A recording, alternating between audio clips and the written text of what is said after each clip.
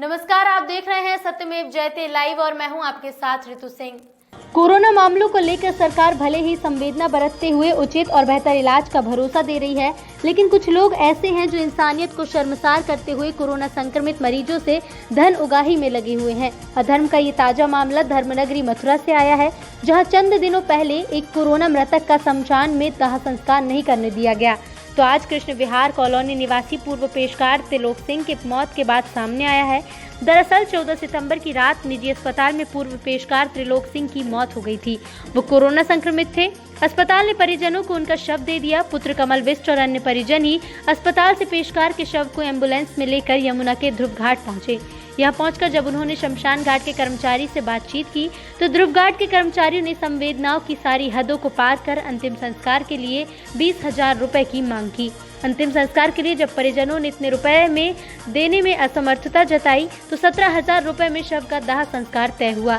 17,000 रुपए लेने के बाद ही कोरोना मरीज का अंतिम संस्कार किया गया। कमल विष्ट ने बताया कि कोरोना काल में इतनी अमानवीयता देख उनकी आत्मा अंदर तक कचोट हुई। उनका आरोप है कि अस्पताल से एम्बुलेंस में शव भेज दिया गया। एम्बुलेंस में केवल चालक था। चालक और सफाई कर्मियों ने शव को घाट में उतारा। इस दौरान चिकित्सक और स्वास्थ्य विभाग का कोई कर्मचारी साथ नहीं था। शव को अस्पताल से लेकर अंतिम संस्कार सब पैसे देकर हुआ। ध्रुव घाट शमशान संचालन समिति के अध्यक्ष वीरेंद्र अग्रवाल ने बताया कि ध्रुव घाट पर कुछ सफाई कर्मचारियों द्वारा कोरोनाग्रस्त मृतकों के अंतिम संस्कार में मनमानी की जा रही है। हमें इस संबंध में अवैध वसूली के साथ अन्य शिकायतें भी मिली हैं। इसकी शिकायत सिटी मजिस्ट्रेट से भी की गई है, लेकिन अभी तक कोई कार्रवाई नहीं हुई। हमने कोरोना पॉजिटिव क्रेज को ध्रुव घाट से नीचे यमुना किनारे जलाने की व्यवस्था कर दी है। मृतकों के परिजनों से हम सिर्फ 250 रुपए की रसीद कटवाते हैं। उधर मृतक के पड़ोसियों ने इस मामले पर नाराजगी दिखाई और सवाल खड़ा किया कि सरकार संवेदनाएं बरत रही है, लेकिन अधिकारी सोए हुए हैं और मामला सामने आने के बाद भी आंखों पर पट्टी बांधे हुए हैं। सिटी मजिस्ट्रेट मनोज कुमार ने कहा कि ध्रुव घाट के प्रबंधक की ओर से शिकायत मिली थी। शिकायत पर पुलिस को भेजा था। पुलिस के पहुँचने पर अंतिम संस्कार किया गया था। परेशान करने वाले सफाई कर्मचारियों को चिन्हित किया जा रहा है, जिससे इनके खिलाफ कार्रवाई की जा सके।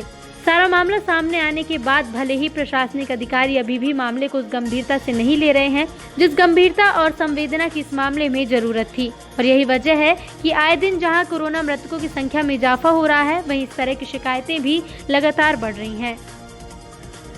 मेरा नाम अजय कुमार वर्मा है। क्या कहना चाहेंगे आप? कहना चाहते हैं कि हमारे पड़ोसी हैं ये बिष्टी, उनको कोविड पेशेंट थे और इनकी अंत्येष्टि के लिए हम गए थे साथ में, तो घाट पे काफ़ी समय लग गया। बाद में हम काफ़ी दूर से जानकारी मिली कि ये किस वजह से लेट हो रहे हैं, तो उन्होंने कुछ पैसे की मांग वगैरह की होगी। अब ये कितने पैसे लिए कितने पैसे ना लिए ये हमको अभी जानकारी नहीं थी, क्योंकि हम दूर खड़े हुए थे। और ये पैसे लेके अगर हम अंत्येष्टि करेंगे तो ये तो गलत बात है। पैसा लेना तो बिल्कुल ही निहायत गलत है कि एक तो आदमी गया हमारा, ऊपर से पैसे की मांग और की जा रही है, ये तो सरासर गलत है। क्या नाम है आपका? मेरा नाम के मिश्रा है। जैसा कि ये आपके पड़ोसी हैं और ये कोविड से ग्रस्त एक्सपायर हुए हैं, क्या कहेंगे इनको लेकर के? कुछ नहीं, ये विष्ट जी हमारे कोविड-19 को लेके एक्सपायर हो गए। उसके बाद जैसे ही पता चला हम लोग ध्रुव घाट गए। ध्रुव घाट पर गए तो उनके क्रिया अंतिम संस्कार के लिए वहाँ देर हो रही थी। मुझे ड्यूटी भी जाना था। मैंने पूछा भाई क्यों देर हो रही है, तो पता चली यहाँ पैसे ऐसे मांगे जा रहे हैं, पैसे ऐसे लेंगे उसके बाद काम होगा। तो लगभग कोई कह रहा था 17,000 मांग रहे हैं, कोई 18,000 मांग रहे हैं, 20,000 मांग रहे हैं।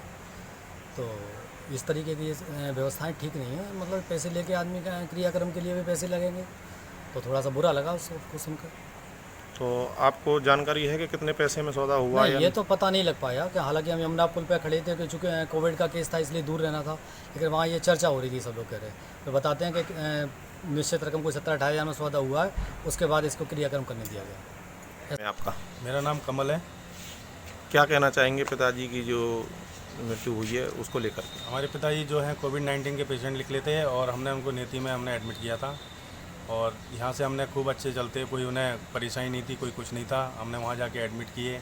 उसके बाद 24 घंटे के अंदर हमें न्यूज़ मिलती है। वहाँ कोई हमें बताने वाला नहीं था कि उनकी क्या सिचुएशन चल रही है। 24 घंटे बाद न्यूज़ देते हैं कि वो अब डेथ कर गए हैं। उसके बाद हमने पता भी किया कि क्या है, ना उन्होंने बताया कि इनकी तबीयत ख़राब है, आप दूसरी जगह ले जाइए, रेफ़र कर दिए, कोई मतलब नहीं उनका। अगले दिन हमारे पास फ़ोन आता है कि ये आपको डेथ कर गए रात को 12:30 बजे। हम उनको लेके पहुँचे। अगले दिन हमने सुबह रात को जाके डिस्चार्ज वगैरह किए, सुबह हमने डेड बॉडी हैंड ओवर ली। हैंड ओवर लेने के बाद हमने एम्बुलेंस करी, वहाँ से हम सीधे ध्रुव घाट पहुँचे हैं। ध्रुव घाट पर एम्बुलेंस लगाते ही वहाँ के कर्मचारी आता है जो कहता है कि मैं 20,000 रुपये लूँगा। मैंने बोले किस चीज़ के, आप क्या फैसिलिटी दोगे 20,000 में, किस चीज़ के ले रहे हो? बोले आपको जलवानी है तो जलवाइए, नहीं तो कोई नहीं मतलब है। उसके बाद ज़रा हमारी बातचीत हुई तो 17,000 पे हमारा सेटलमेंट हुआ। 17,000 सेटलमेंट करने के बाद ना उसने गाइडलाइन कोई यूज़ कर रखी थी कोविड-19 की। उसने हाँ बॉडी उतारते समय उसने पीपीई पहन रखी थी, लेकिन जलाते समय उसने पीपीई सारी उतार के फेंक दी थी। और उसके बाद उसने जितनी भी बॉडियाँ जलाई उसके बाद सारी बिना पीपीई किट के जलाई, और मेरे को भी कोई ऐसी प्रोवाइड नहीं करी थी पीपीई किट। बाकी उसके बाद मैंने उनका देह संस्कार वगैरह सारा मैंने किया, और करने के बाद मैं ये जानना चाहता हूँ कि 17,000 रुपये आप ले रहे हैं, 20,000 रुपये ले रहे हैं, ये किस लिए ले रहे हैं? तो क्या कोई कोविड डॉक्टर था वहाँ उस हाँ, टाइम? कोई डॉक्टर नहीं था।